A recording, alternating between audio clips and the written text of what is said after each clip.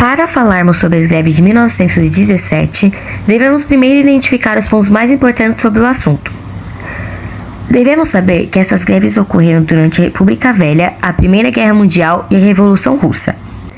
Um dos motivos que levou a esse acontecimento foi a industrialização do Brasil, que consequentemente alavancou o aumento da mão de obra imigrante no país.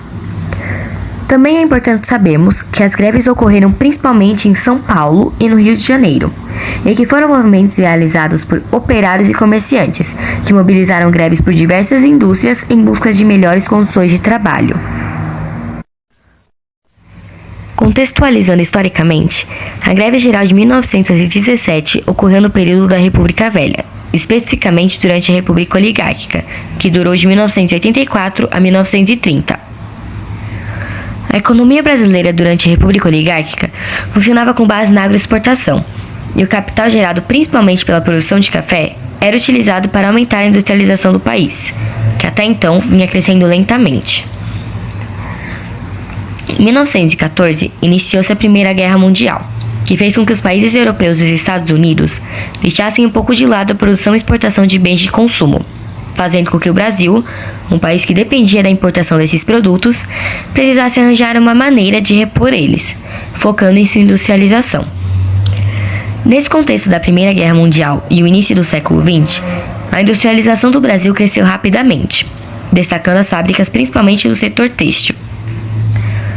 Devido à recente abolição da escravidão no país, as fábricas e indústrias ampliaram sua mão de obra imigrante, principalmente europeia.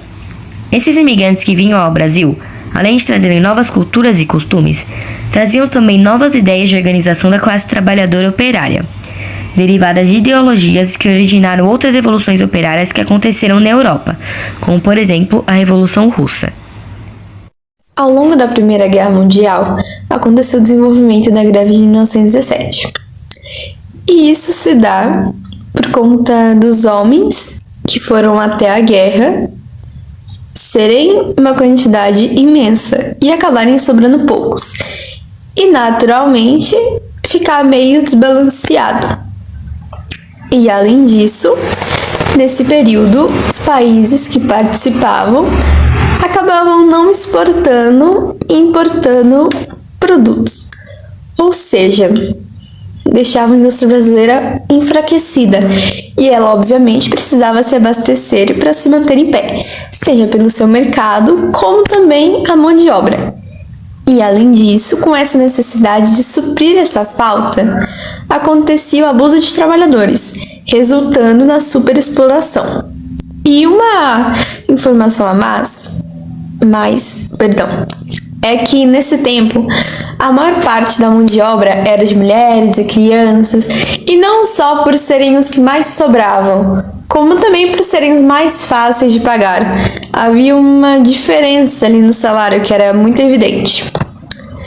E outra curiosidade é que muitos deles recebiam multas.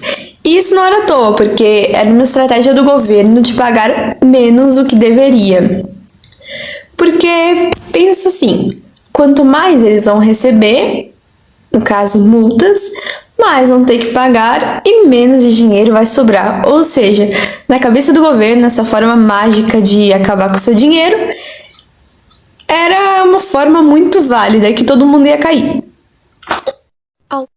A greve de 1917 foi provocada principalmente porque os operários queriam aumento de salário, melhorias nas condições de vida, principalmente a alimentação, saúde e moradia, direitos trabalhistas e sindicais, melhores condições do trabalho, como por exemplo duração de trabalho de 8 horas e o direito às férias, proibição do trabalho noturno para as mulheres, aposentadoria e assistência médica. Sobre o direito dos trabalhistas, é um ramo jurídico que é responsável por regular a relação entre trabalhadores e empregadores, baseado nos princípios e leis trabalhistas, que infelizmente só foi implantada no Brasil em 1943, 26 anos após a revolta. Movimento paredista que alastrou na maior parte e notadamente na primeira quinzena do mês de julho de 1917, na capital paulista e nos municípios próximos, com participação complexiva de mais de 500 mil trabalhadores.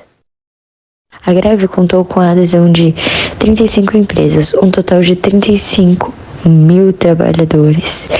Ainda comerciantes e servidores públicos adquiriram a Grande Guerra. Entre 1917 e 1920, o movimento anarquista encontrava-se em pleno auge de Edgar Leonard, um de seus principais líderes, participava dos movimentos grevistas através da imprensa e nas ruas com discursos inflamados e liderados protestos.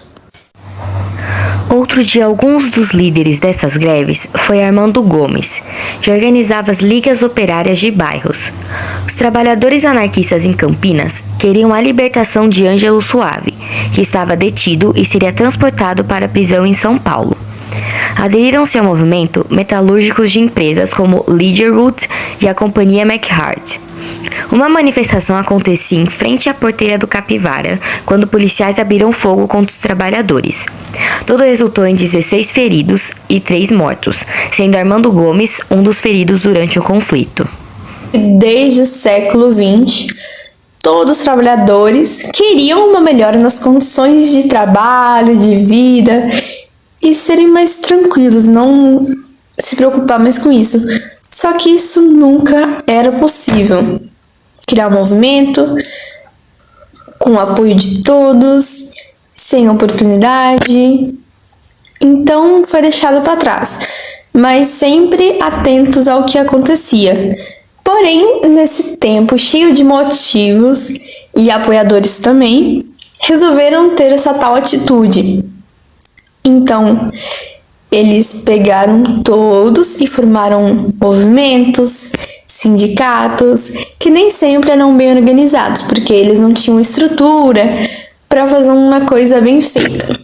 E aí, eles acabaram mobilizando todos do que estava acontecendo e virou uma greve geral, porque era realmente geral, todos sabiam, todos paralisaram alguns lugares. Ou seja, a greve acabou sendo uma maneira deles se expressarem e conseguirem, no final, uma vida digna, com melhores condições do que sempre queriam. E uma coisa muito importante é que isso só foi possível com a ajuda dos imigrantes, porque eles absorveram toda aquela sabedoria que eles tinham dos acontecimentos na Europa, outros lugares, para pegar e colocar em prática. Isso foi baseado com base no anarquismo, socialismo, progressivismo e principalmente na esquerda. E esse movimento, ele acabou sendo geral, todo mundo ficou sabendo, explodiu e principalmente perseguido pelas autoridades, que realmente e obviamente não concordava com essa prática em relação a duvidar deles. E diante disso, em 1917, houve uma mobilização para menos carga horária, resultando na Lei Adolfo Gordo, que não foi tão boa para imigrantes, que ela dizia que acabava em expulsão quem ameaçasse o governo ser mais que ele e tomar a sua frente. E acabou gerando intrigas, porque os imigrantes presentes, ou até mesmo que vinham, estavam bem indefesos. E uma frase bem curiosa e importante que define esse momento é que em junho e julho de 1917 foi considerado o momento que o proletariado brasileiro nasceu como classe. Na Moca, a primeira indústria a tomar o movimento foi o Contonifício Cresp, pois os trabalhadores estavam insatisfeitos com a exigência do trabalho noturno, queriam melhores salários e havia a ocorrência de assédio a mulheres que sofriam dos chamados contramestres.